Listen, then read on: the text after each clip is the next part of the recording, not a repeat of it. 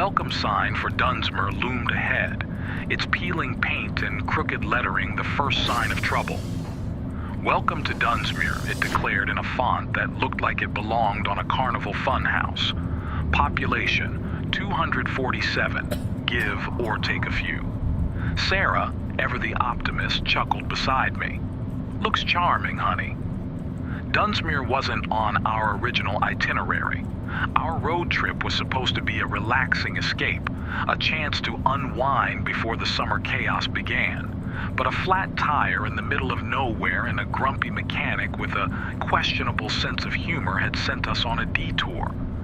Dunsmuir, according to him, was the only place for miles with a decent chance of a spare.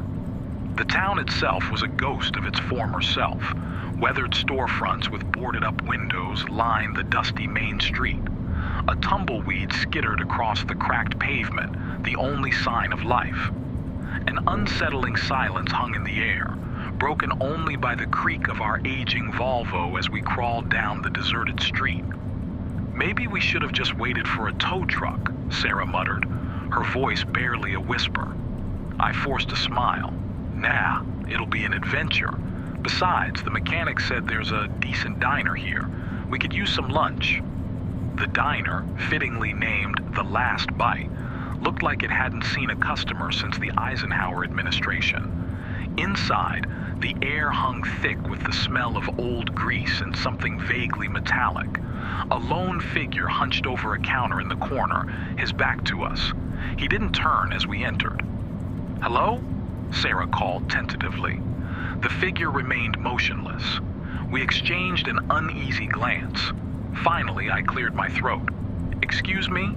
We're looking for a spare tire, most likely," the figure rasped, his voice dry and gravelly. He turned slowly, revealing a face etched with wrinkles, his eyes two cloudy blue marbles staring out from beneath a greasy baseball cap. "That's right," I said, relieved. "The mechanic down the road mentioned you might—" He cut me off with a wave of his hand. "Spares in the back, $20. The transaction was quick and silent. As we left the diner, the metallic scent clinging to our clothes, Sarah squeezed my arm. "That guy gave me the creeps." "Probably just a grumpy old man," I mumbled, trying to sound confident. But a shiver ran down my spine. There was something about Dunsmuir, the oppressive silence, the vacant streets, that felt wrong. We found a small park on the outskirts of town, a patch of green amidst the faded landscape. As I changed the tire, an old woman with hair like spun silver approached us. She moved with an unsettling grace, her eyes gleaming with an unnatural intelligence. "You shouldn't be here," she rasped, her voice like dry leaves rustling in the wind. "This place isn't safe anymore." Sarah, startled, dropped the water bottle she was holding. "What do you mean?" I asked, a knot of unease tightening in my stomach. The woman leaned closer, her breath cold against my ear. "They wait beneath the veil," she whispered, her voice barely audible.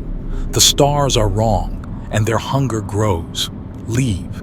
Leave before it's too late." Before I could question her further, the woman turned and disappeared into the woods behind the park, her words hanging heavy in the air. We stared at the spot where she vanished, a cold dread settling over us. Suddenly, a low, guttural growl echoed from somewhere beyond the tree line. The sound sent shivers down my spine. It was unlike anything I'd ever heard, a primal, hungry cry that seemed to vibrate through the very ground. Grabbing Sarah's hand, I pulled her towards the car. "Get in! We need to get out of here!" The urgency in my voice sent a jolt of fear through her.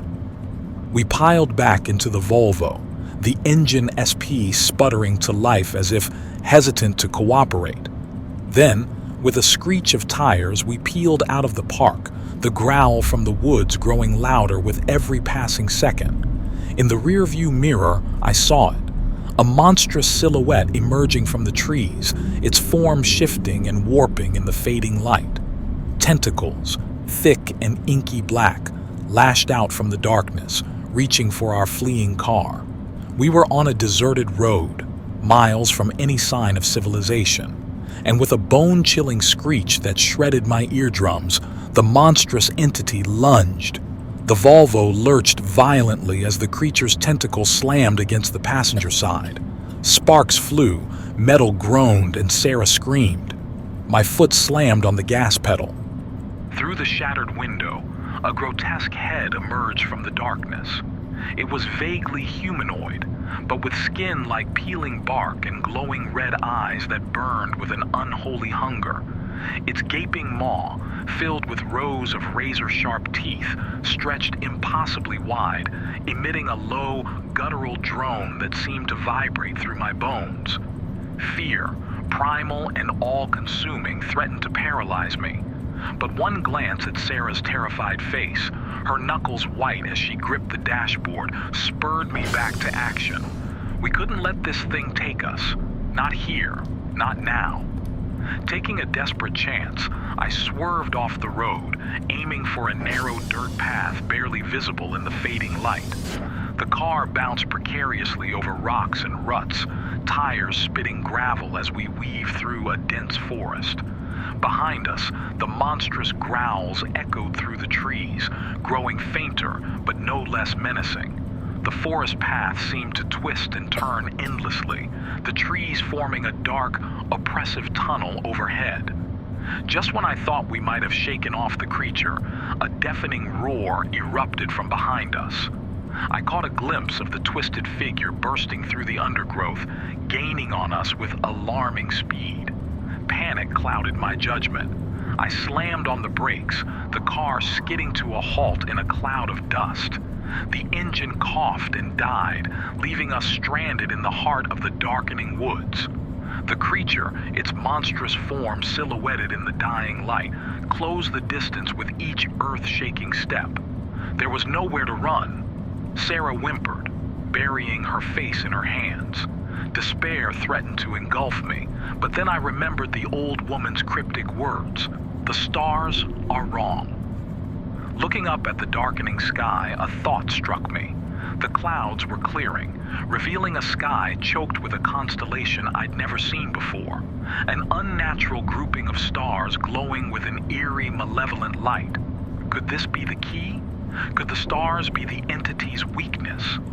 With a surge of desperate hope, I grabbed a blanket from the back seat and draped it over Sarah. "Stay here," I whispered, my voice hoarse. "Don't look up. Don't look at it." She nodded, her face pale but her eyes filled with a flicker of determination. Taking a deep breath, I stepped out of the car and faced the approaching monstrosity. The creature let out a blood-curdling shriek, its eyes boring into me with an insatiable hunger. But instead of charging, it hesitated, its movements jerky and uncoordinated. Looking up, I saw the malevolent stars pulsing erratically, their unnatural light flickering and dimming. Was it working? Was I actually hurting the creature by looking at the stars? A part of me scoffed at the absurdity of the notion, but the other part clung to it with desperate hope. I held my ground, staring defiantly at the constellation. The creature roared again, but this time the sound was laced with pain. Its form seemed to writhe and contort, the tentacles flailing wildly. Suddenly, with a final, ear-splitting shriek, the creature dissolved into a vortex of swirling darkness. The unnatural stars in the sky blinked out, replaced by the familiar constellations. Silence descended, heavy and oppressive. Exhausted and trembling, I stumbled back to the car, collapsing onto the passenger seat beside Sarah. We sat there for what felt like an eternity, neither of us speaking. Finally, Sarah broke the silence, her voice barely a whisper. Did we just survive a Lovecraftian horror movie? I managed a weak smile. Maybe. But one thing's for sure. We're never taking a detour again. We didn't waste time celebrating. With a silent nod, I started the engine, the car sputtering to life with a cough and a sputter. The forest path was a mess of gouges and debris left by the creature's rampage, but it was passable. We drove on, the silence broken only by the rhythmic hum of the engine, leaving behind the town of Dunsmuir and the horrors that lurked beneath its veil. We eventually reached a main road, the site of civilization a welcome relief. But the experience left an indelible mark on us. The monstrous entity, the unnatural stars, the old woman and her cryptic warnings, it all swirled in my mind, a waking nightmare that refused to fade. We drove on autopilot for hours, the events replaying in my head like a broken record. As dawn painted the sky with streaks of pink and orange, Sarah finally spoke, her voice quiet but resolute. "We can't pretend this never happened," she said, her eyes reflecting the dawning light. "There's something out there, something terrifying. We need to know what it is." I understood. The encounter had shattered our naive belief in the world's normalcy. We couldn't simply forget and move on. But where do we even begin? Suddenly, Sarah gasped, pointing at a worn-out convenience store sign ahead. Above the faded red letters, a symbol flickered into view, a crude representation of the constellation we seen the night before. Pulling over in the gravel parking lot, we exchanged a nervous glance. This could be a dead end, or it could be the first lead in unraveling the mystery of Dunsmuir and the horrors it harbored. We walked into the store, the bell above the door jangling a rusty welcome.